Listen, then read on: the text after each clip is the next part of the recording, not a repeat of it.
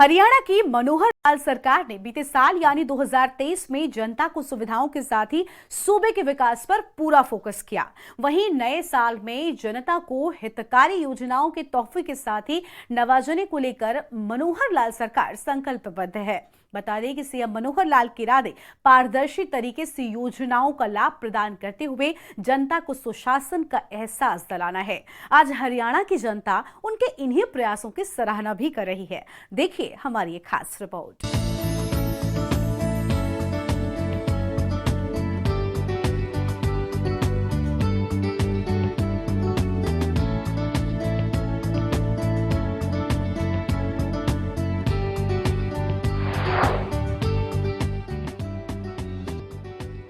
हरियाणा के मुख्यमंत्री मनोहर लाल राज्य की जनता को हर स्तर पर सुविधाजनक साधन मुहैया कराने वाले सीएम में शुमार किए जाते हैं। साल दर साल मुख्यमंत्री मनोहर लाल ने सूबे को प्रगति की राह पर आगे बढ़ाने में कोई कसर नहीं छोड़ी है। बीते साल 2023 की बात करें तो मनोहर सरकार ने 2023-24 के बजट को हर वर्ग के कल्याणकारी बनाया। बजट में शिक्षा, स्वास्थ्य, ग्रामीण विकास, पर्यावरण आदि क्षेत्रों पर मुख्य रूप से फोकस किया। सभी हितधारकों से परामर्श कर अच्छा और संतुलित बजट पेश किया गया। सीएम मनोहर लाल ने बजट में उन्होंने बुजुर्गों के पेंशन में 250 रुपए की बढ़ोतरी की। वहीं मुख्यमंत्री ने वरिष्ठ नागरिकों के रियायती किराए की पात्रता के लिए आयु सीमा को 65 से घटाकर 60 साल करने का प्रस्ताव बजट में रखने की घोषणा की थी। Old age pension 1,40,000 old age pension हमने प्रोएक्टिव बना करके उनके घर में भेजी है।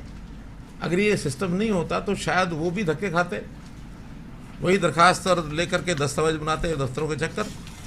लेकिन हमने कहा कि हमारे पास एक सिस्टम बना है, अब आपको जाने की जरूरत नहीं, हम आपको घर बैठे ऐसे ही 14,000 दिव्यांगजन जिनको पेंशन नहीं मिल रही थी उनके भी अब दिव्यांगजनों के सर्टिफिकेट अब अपने आप बन जाते हैं, वरना इनको सर्टिफिकेट बनाने में बड़ी कठिनाई आती थी। इसी के माध्यम से जैसे किसी को अपना ये पिछड़ा वर्ग का कोई भी सर्टिफिकेट चाहिए वो उसको अपने आप मिलता है, जातीय प्रमाण पत्र, आय प्रमाण पत्र उसी में से मिलता है। ऐसे बहुत से ऐसे काम हैं जिनको गिनाया जा सकता है। लेकिन परिवार पहचान पत्र एक यूनिक एक कार्यक्रम हमने किया है जो किसी प्रदेश ने अभी अडॉप्ट कर रहे हैं, सब उसका अध्ययन भी कर रहे हैं। महाराष्ट्र की टीम तो स्वयं आई, मेरे पास आए कि भाई आपके साथ ही मीटिंग करनी है, मीटिंग करके गए हैं और 8-9 प्रदेशों ने इस पर अध्ययन किया। इवन प्रधानमंत्री जी ने सभी स्टेट्स को कहा है कि आप हरियाणा की परिवार पहचान पत्र का जो ये सिस्टम है इसका अध्ययन करिए और जहाँ तक संभव लागू करने की कोशिश करिए। तो 42,000 नई पेंशन आज के दिन ये बना रहे हैं। जैसे अभी जो वंचित परिवार हैं उनको जो सारी योजनाएं, मुख्यमंत्री अंत्योदय परिवार उत्थान योजना में 7 लाख परिवार ऐसे हैं जिनको कोई ना कोई रोजगार चाहिए। एक व्यक्ति को रोजगार चाहिए, किसी में 2 करने वाले होंगे और गरीब हैं, तो उनको शायद उस लेवल के वो नहीं है कि सरकारी नौकरी प्राप्त कर सकें, वरना तो नौकरी तो सबके लिए खुली ले ही लेते। अब उनको कोई स्किलिंग करा करके और उनको लोन दिलाया जाए, कोई अपना छोटा काम करें, उद्योग करें या कहीं प्राइवेट नौकरी में जा सकते हैं उसमें खपाएं। तो इस प्रकार के इस योजना के अंतर्गत हमने उनको जो सहायता करनी शुरू की, 1 लाख का टारगेट रखा था। आपको पता 50,000 से ऊपर लोगों को ये लोन मिल चुका है और बाकी सैंक्शन हुआ, उनको जब मिल जाएगा उसकी जानकारी आपको देंगे। 50,000 लोगों को तो ये ऋण जो है डिस्बर्स हो गया। मनोहर सरकार की 2023 की उपलब्धियां। सरकार ने गौ सेवा आयोग का बजट बढ़ाकर 400 करोड़ किया। पहले यह 40 करोड़ रुपए था।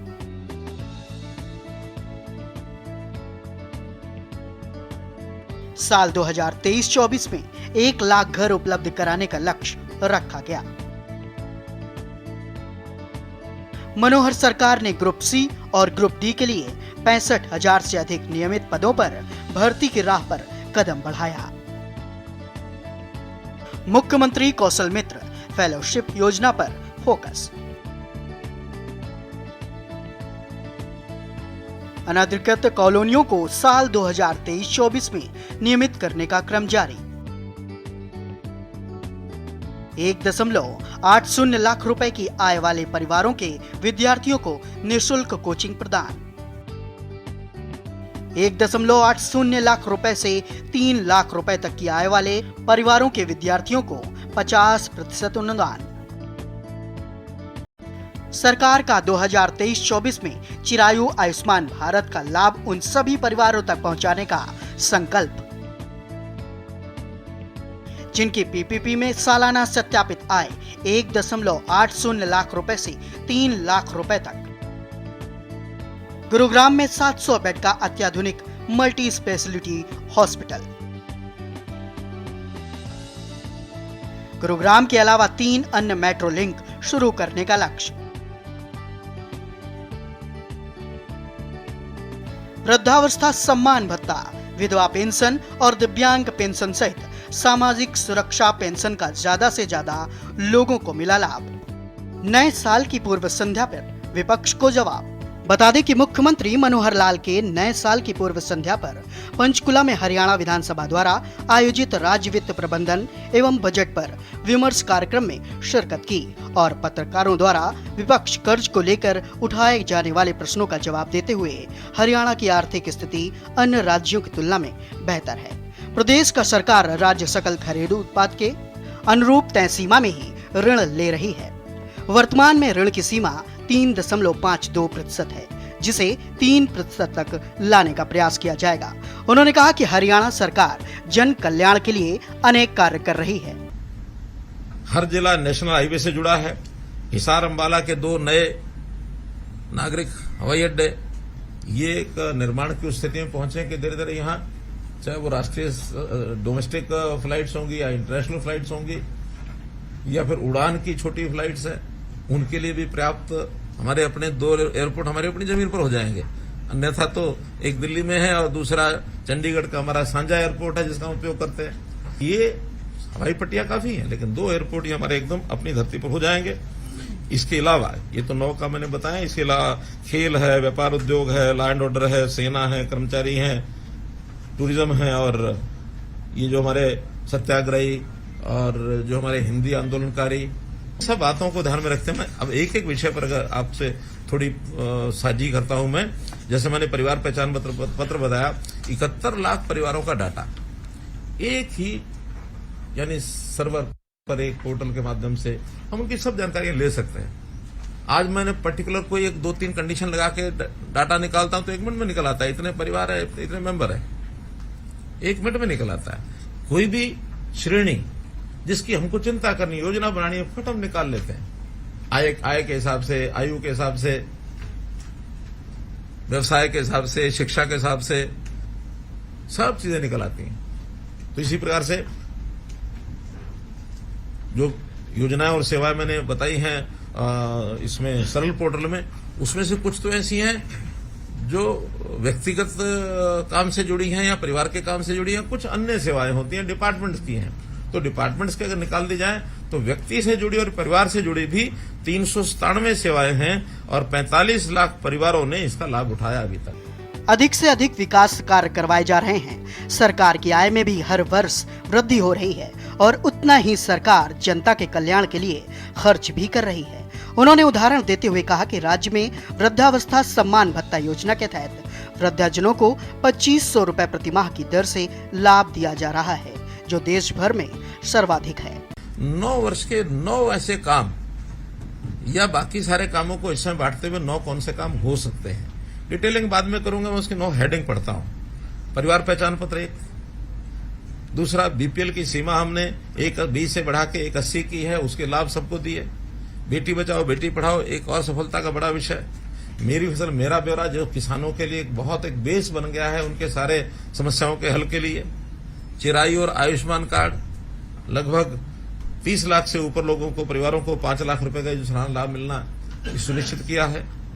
प्रधानमंत्री स्वामित्व योजना, फिर इसी प्रकार से नल से स्वच्छ जल हर एक रसोई में पहुंचाना। 5791 गांव में 24/7 बिजली देना। ई लर्निंग के लिए 5.5 लाख जो हमने टेबलेट दिए हैं, ये भी एक यूनिक हुआ है, किसी प्रदेश ने ऐसा नहीं किया है। जरूरतमंदों को चिरायु हरियाणा योजना की शुरू की। मुख्यमंत्री ने कहा कि आयुष्मान भारत योजना के तहत केंद्र सरकार की 1,20,000 रुपए वार्षिक आय की सीमा के अनुरूप ही अन्य राज्यों ने अपने प्रदेश में लाभार्थियों को इसका लाभ दिया है, जबकि हरियाणा सरकार ने जन कल्याण के लिए एक कदम और आगे बढ़ाते हुए इस योजना का दायरा बढ़ाकर वार्षिक आय सीमा को 1,80,000 रुपए किया है, जिससे अब प्रदेश के अन्य पात्र लाभार्थी भी इस योजना के दायरे में आ रहे हैं। इस योजना का नाम हमने चिरायु हरियाणा रखा है और इस योजना के तहत 500 करोड़ रुपए से अधिक का अतिरिक्त वित्तीय भार प्रदेश सरकार वहन करेगी। ईज ऑफ डूइंग बिजनेस में हरियाणा अग्रणी।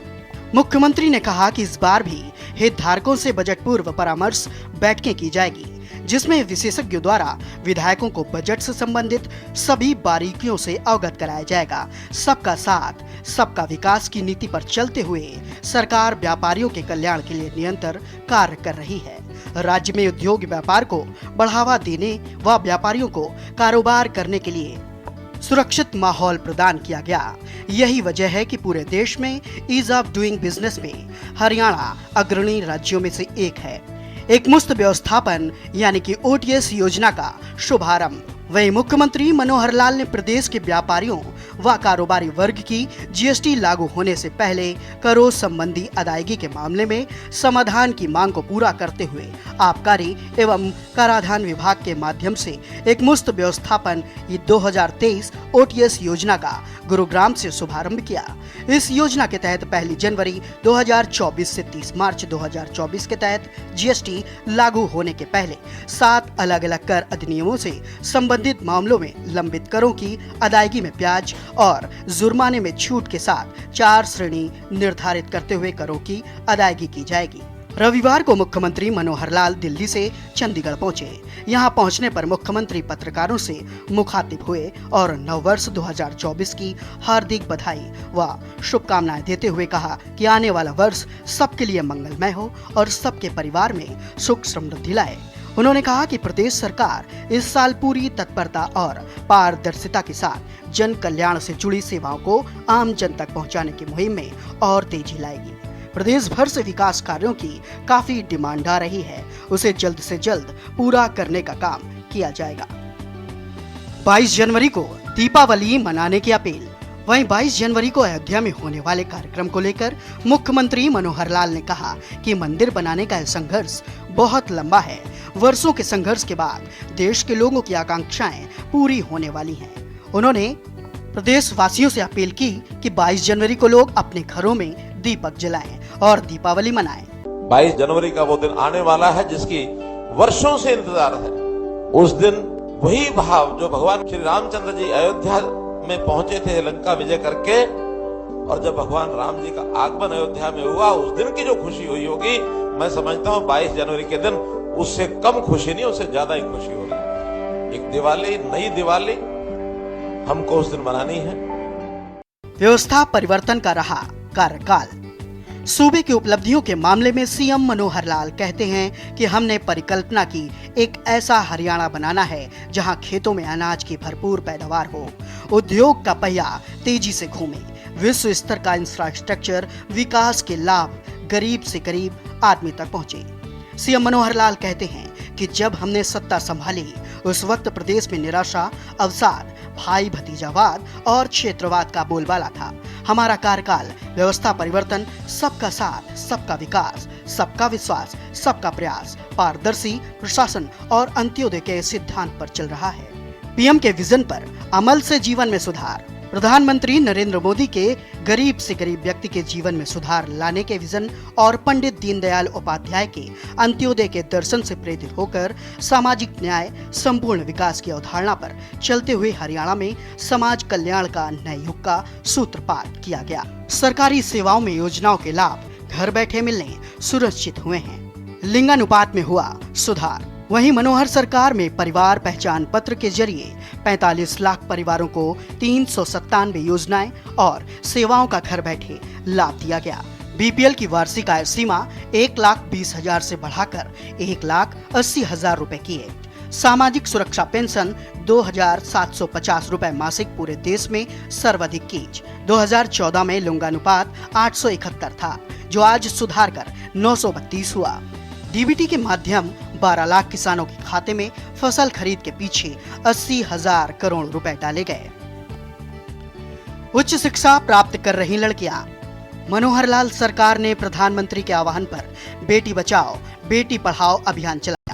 आज प्रदेश में लड़कियां उच्च शिक्षा प्राप्त कर रही हैं। घोषणा करते हैं आज कि लड़कियों की शिक्षा, चाहे वो प्राइवेट हो चाहे सरकारी हो, अभी तक सरकारी में फ्री होती है, आज से लड़कियों की जिनकी परिवार की आय 1,80,000 रुपया यहां तक सीमित है, उन लड़कियों की शिक्षा सरकारी के साथ साथ प्राइवेट में भी फ्री होगी।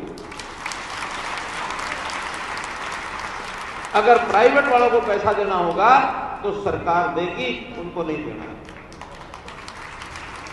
और ऐसे ही 1,80,000 से लेकर के 3 लाख तक, 1,80 का मतलब महीने का 15,000, 3 लाख मतलब महीने का 25,000, सारी जनता लगभग इसमें आ जाती है। 25,000 महीने से ऊपर थोड़े से लोग होते हैं, 5-7%। ऐसे लोगों की भी 1,80 से 3 लाख के बीच में लड़कियों के पैसे अगर प्राइवेट में देने पड़ेंगे, आधे पैसे वो भी सरकार देगी। सूबे में महिलाओं के प्रति होने वाले अपराधों की सुनवाई के लिए 16 फास्ट ट्रैक अदालतें गठित हुई हैं और 12 वर्ष तक बच्चियों से बलात्कार में फांसी की सजा का प्रावधान किया गया है। वहीं नौकरियों के लिए आवेदन से लेकर चयन तक की प्रक्रियाओं को ऑनलाइन बनाकर पारदर्शी बना दिया गया। ग्रुप डी सहित सभी समूहों के लिए सभी लिखित परीक्षाएं आयोजित करने का निर्णय लिया गया। ग्रुप सी और डी पदों के लिए साक्षात्कार रोक दिए गए, जहां पहले परिणाम में हेरफेर किया गया था। कॉमन पात्रता परीक्षा की शुरुआत की गई ताकि युवाओं को नौकरी के लिए न तो बार बार आवेदन करना पड़े और न हर बार फीस देने की नौबत आए। ग्रुप सी के लिए अब तक 11 लाख युवा परीक्षा में बैठ चुके हैं। बता दें, राज्य में बेरोजगारों के लिए भत्ते की व्यवस्था की गई। नतीजतन राज्य की बेरोजगारी दर PLFS जुलाई-सितंबर 2023 के अनुसार 6.5% तक सीमित हो गई, जो राजस्थान और पंजाब से कम है। नए निवेश के लिए बना अनुकूल माहौल। बता दें, वर्ष 2014 से पहले प्रदेश में नया निवेश आना बंद हो गया था। ऐसे में नए निवेश के लिए अनुकूल माहौल बनाया गया। भ्रष्टाचार के छिद्रों को बंद करने से राजस्व की हानि भी रोकी गई। राजस्व में उछाल भी दिखने लगा है, जो अर्थव्यवस्था के डिजिटलीकरण का भी असर है। प्रदेश की आर्थिक विकास दर 7% के पार है, तो प्रति व्यक्ति आय 2014 के 1.35 लाख रुपए से बढ़कर जून 2023 में 2.96 लाख रुपए से अधिक हो चुकी है। सीएम मनोहर लाल को किसानों की हरदम चिंता। सीएम मनोहर लाल को किसानों की हरदम चिंता रहती है। इसमें भी टेक्नोलॉजी का उनका अनुभव काम आया। मेरी फसल मेरा ब्यौरा योजना ने न केवल किसानों को उपज बेचने की सहूलियत हो गई है, बल्कि उसका पैसा उनके बैंक खाते में ट्रांसफर होने लगा है। अब तक 85,000 करोड़ रुपए की राशि सीधे किसानों के खाते में ट्रांसफर की जा चुकी है। हरियाणा प्रदेश के मेरे किसान भाइयों, हम सब अपनी खेती बहुत ही परिश्रम से करते हैं और उसकी उपज बाजार में बेचकर हरियाणा की आर्थिक एक प्रकार से स्थिति को मजबूत करते हैं। हम 14 फसलें MSP पर खरीदते हैं और आज मैं विशेष तौर पर गन्ना उत्पादक किसानों के लिए ये जानकारी देना चाहता हूं कि अभी जो इस पिछले वर्ष का गन्ने का जो रेट 372 रुपये प्रति क्विंटल था, इसको हम बढ़ा करके इस वर्ष के लिए 386 रुपये प्रति क्विंटल जो अगेती वैरायटी है उसके लिए घोषणा कर रहा हूं मैं। और अगले वर्ष जैसा हम जानते हैं, वो वर्ष जिन दिनों में गन्ने का रेट घोषित होता है उन दिनों में आचार संहिता लगी होगी, कहीं उसमें देरी न हो, इसके लिए विभाग से परामर्श करके अगले वर्ष का भी गन्ने का रेट आज ही 400 रुपया प्रति क्विंटल ये घोषित किया जाता है। आपको बहुत बहुत शुभकामनाएं। धन्यवाद। बता दें कि सीएम हरियाणा को एक आदर्श विकसित राज्य की तरफ ले जाना चाहते हैं। उन्होंने जिन योजनाओं की शुरुआत की, उन्हें अन्य राज्य भी अपनाने लगे हैं। प्रधानमंत्री के नए भारत के निर्माण के लक्ष्य को पूरा करने के लिए नए हरियाणा को विकसित करने में कोई कोर कसर नहीं छोड़ी जा रही। आजादी के अमृत काल के समापन पर वर्ष 2047 में हरियाणा को देश के एक अग्रणी विकसित राज्य के रूप में देखना सीएम का सपना है। स्पेशल डेस्क, के न्यूज़ इंडिया।